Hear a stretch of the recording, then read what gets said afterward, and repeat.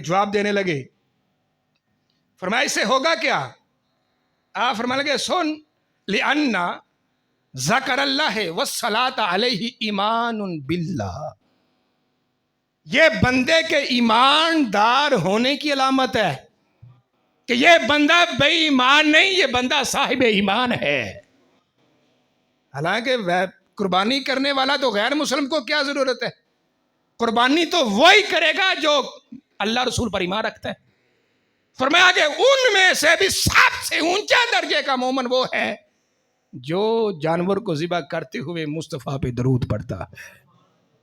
پھر آگے فرمانے لگے پھر سنو وَعِبَادَةٌ، فرمایا یہ درود پڑھنا رب کی عبادت ہے. اس پر ملے گا کیا؟ لَهُ يُعْجَرُ عَلَيْهَا إِن شَاءَ اللَّهُ مَنْ قَالَهَا. فرمایا تو جتنا بھی درود پڑھے گا قیامت کے دن میرا رب تجھے اتنا ہی اجر عطا فرمائے گا.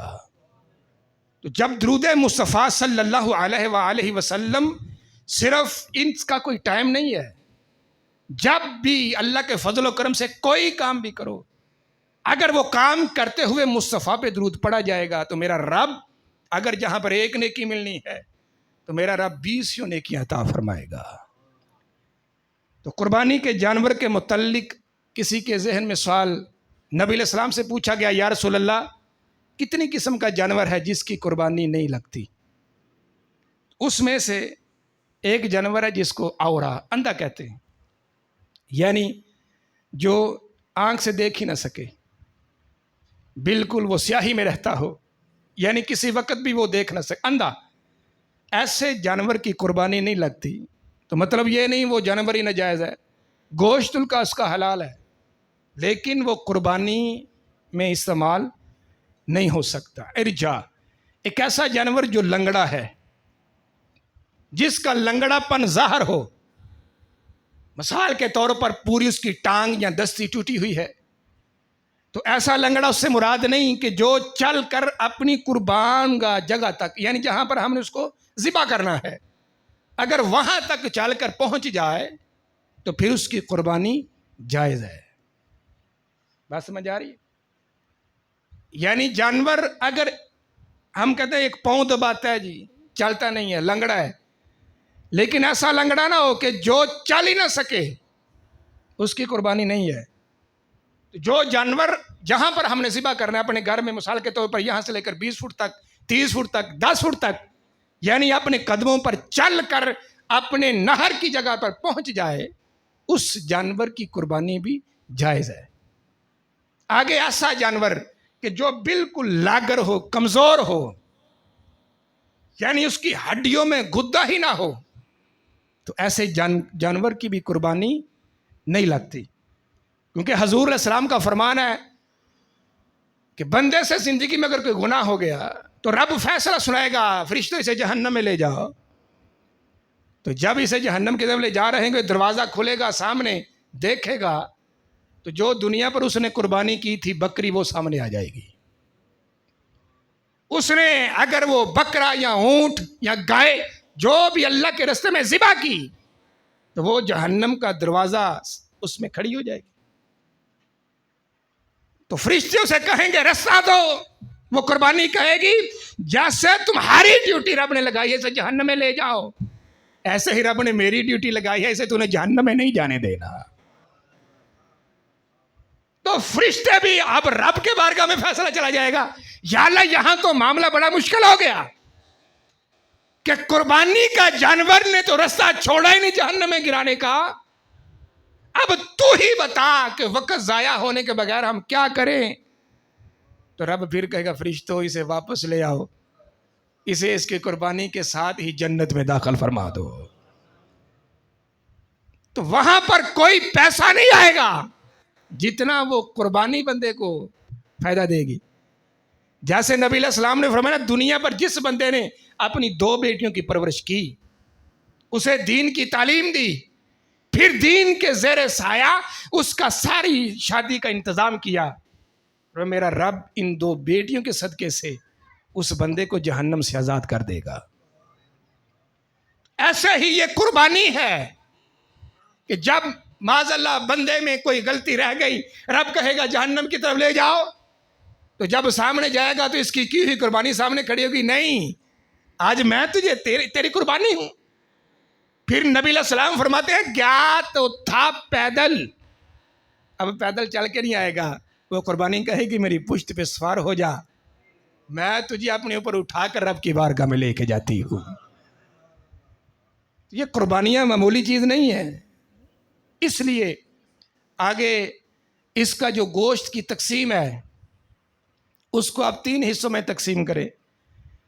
پھر ہمارے نزدیک یہ مسئلہ زیادہ اہم ہے کہ جو مل کر قربانی کرتے ہیں اس میں یہ بات قربانی کرنے والے سے پوچھ لیں، اس کی نیت اگر کسی کی قربانی کی نہیں ہے، صرف نیت یہ ہے کہ مجھے گوشت مل جائے، تو وہ 7 کی قربانیاں ضائع ہو جائیں گی۔ بات سمجھ، ان باتوں کو یاد رکھ لیں۔ تو یا ان 7 میں سے ایک شخص ایسا ہے جس کی نیت یہ ہے کہ میں پچھلے سال کی قربانی دے رہا ہوں اور کرنی دوسرے 6 کہتے ہیں کہ ہم نے اس سال کی کرنی ہے، تو وہ بھی ساری قربانی ضائع کروا دے گا، چونکہ وہ ادا ہو ہی نہیں سکتی۔ جو گزر گیا وہ گزر گیا، اب اس موقع کی بات ہے۔ تو تیسرا مسئلہ جو دقیق اور نہایت ہی پیچیدہ ہے وہ یہ ہے کہ 4 بندے وہ ہیں کہ جو قربانی کی نیت ہے، اور ان میں سے 3 بندے ایسے ہیں کہ جن کی عقیقے کی نیت ہے۔ بات سمجھ آ رہی ہے؟ قربانی اور عقیقہ، تو وہ قربانی بھی ہو جائے گی، اس میں عقیقہ بھی ہو جائے گا۔ ایک اس میں سے اگر کسی کے پاس کوئی مسئلہ وہ بیان کر سکتا ہے تاکہ آسانی ہو جائے، تاکہ ہم اپنے موضوع کو سمیٹیں، وقت زیادہ ہو چکا ہے۔ اگر کسی نے کوئی مسئلہ دریافت کرنا ہو، آگے کھال رہ گئی، تو کئی دوست ایسے ہیں جو قصائی اگر کسی کو بلایا ہوا ہو تو اجرت طے کرتے ہوئے کہتے ہیں یار تجھے کھال بھی دے دیں گے، تو یہ کھال بالکل اس کو دینا حرام کے زمرے میں ہے، کیونکہ یہ مساکین کا حق ہے۔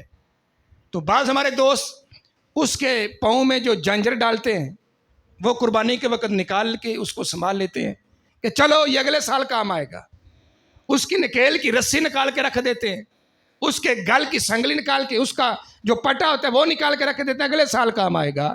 تو یہ مسئلہ بالکل غلط العام ہے۔ اس کی رسی سب کچھ اس کا اسی دن صدقہ کرنا پڑے گا۔ اگر آپ صدقہ نہیں کرتے پھر اس کی رسی، پٹا، جو اس کی جانجریں ہیں، اس کی قیمت دیکھو کہ کتنی بنتی ہے، وہ ساری قیمت پھر اس کی صدقہ کرو۔ اس اعتبار سے تم اس کے گلے کی رسی، جانجریں وغیرہ رکھ سکتے ہو۔ تو پھر کوئی مسئلہ اگر درپیش ہو تو کوئی بندہ وہ سوال کر سکتا ہے۔ جی ہاں جی ہاں جی، چھوٹے جانور دی بڑے جانور دی ایک قربانی، یہ بھی مسئلہ نہایت اہم ہے۔ مثال کے طور پر ایک گھر میں 5 بھائی ہیں، تو کسی نے 5,000 دیے، کسی نے 7 دیے، کسی نے 10، حتیٰ کہ ان کے پاس وہ قربانی جتنے پیسے ہو گئے۔ ایک بھائی جاتا ہے، جا کے قربانی لے آتا ہے، تو دوسرے بھائیوں کو آ کے کہتا ہے یہ جو میں نے تمہارے لیے قربانی لے آیا ہوں، اس کے لیے جو تم نے پیسے تھے وہ مجھے دے دو جتنے ہیں۔ تو اس طرح وہ قربانی نہیں ہوگی۔ بات سمجھ رہے ہیں؟ اب بھائی 4-5 ہے، قربانی کیسے ہوگی؟ 4-5 بھائی پہلے پیسے اکٹھے کریں گے، اکٹھے کر کے اگر ماں حیات ہے یا باپ حیات ہے تو وہ پیسے اس کی ملک کریں گے۔ بات سمجھ آ رہی ہے؟ یہ مسئلہ انہوں نے نہایت اہم دریافت کیا۔ مثال کے طور پر عام یہ ہے کہ گھر میں اتنی وسعت نہیں، تو ایک بھائی جو ہے وہ قربانی کا جانور لے آتا ہے، تو دوسرے بھائیوں نے امید ہی ہوتی ہے کہ تم لے آؤ گے، میں اتنے پیسے دے دوں گا، میں اتنے دے دوں گا، میں اتنے دے دوں گا۔